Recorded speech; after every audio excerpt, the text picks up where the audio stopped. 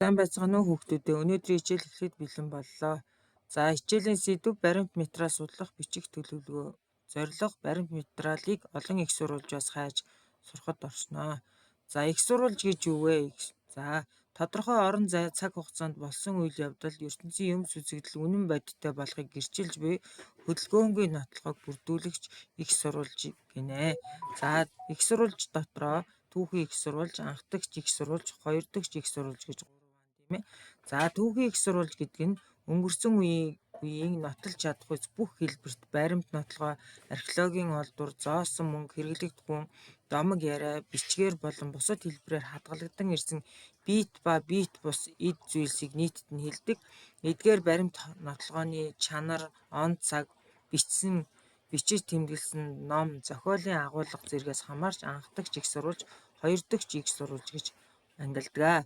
За анх дахь их сурвалж гэдэг нь тухайн сэдвийг ойролцоо цаг үед эсвэл бага зэрэг хожим үед бичгтээ ойролцоо үеийн баримтат бүтээлээр нотлогдох зүйлсийг багтаасан бичгийн дурсгал тухайн цагийн эд үлгийн зүйлсийг хэлнэ. За хоёр дахь их сурвалж гэдэг нь тухайн судалж байгаа сэдвийн цаг үеэс олон зуун жилийн дараа анхдагч бичгийн их сурвалж эд үлгийн зүйлээс шууд болон дан байдлаар ишлэн хуулбарсан ном, зохиол, тойл бичиг, нэвтрхий тойл, домог яриа, зарим бит үгийг бол багтаадаг гэж үздэг. За баримт материалыг хэвлэмэл материалаас одоо яаж хаах вэ? Баримт гэж юу вэ гэж нэ?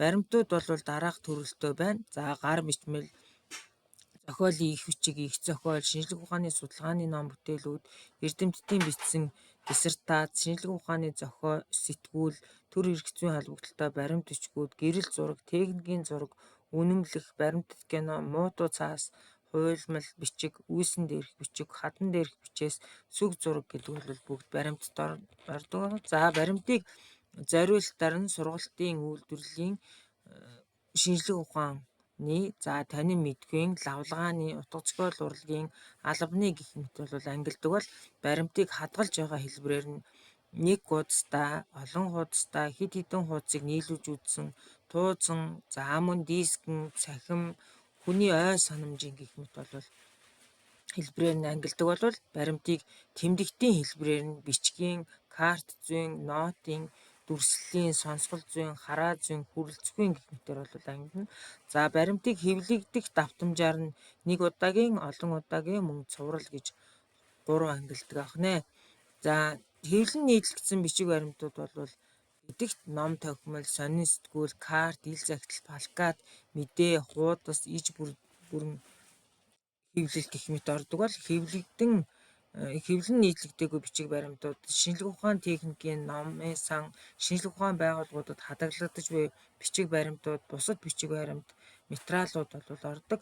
За гар бичмэлээр байгаа олон хувилагдсан материалуудад бол ингээд 14 төрлийн зүйл харагдаж байна.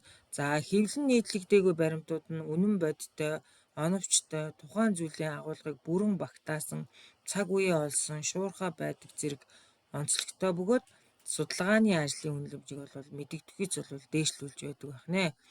За мэдээллийн цахим их сурвалж нь мэдээллийн электрон их сурвалж байна. За үүнд бол радио, телевиз, интернет болон электрон хэлбэрээр тарааж байгаа бусад мэдээлэл ордог. За компьютерийн тусламжтайгаар хоёр том мэдээллийн их сурвалж нь CD, DVD дискүүд дээрх мультимедиа электрон тойл бичгүүд байдаг. За эдгээр нь авсаархан хэмжээ багтаа бөгөөд шаардлагатай мэдээллийг хайж олох бол хялбар байдаг.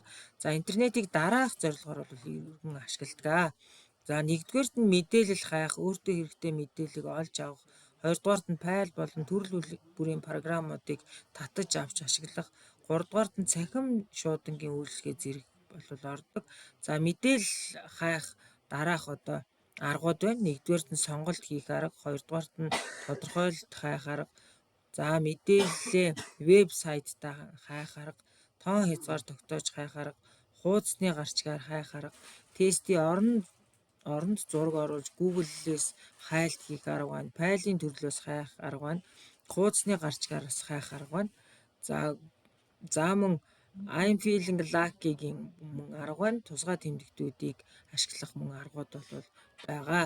За нэмэлт арга гэж юу вэ те? Шилжүүлэн тооцоолох арга, тоо бодох арга, дэлхийн цагуудыг олох арга, нислэгийн хуваарийг шалгах арга гэх нь. За анхаарал хандуулсан та бүхэндээ баярлалаа.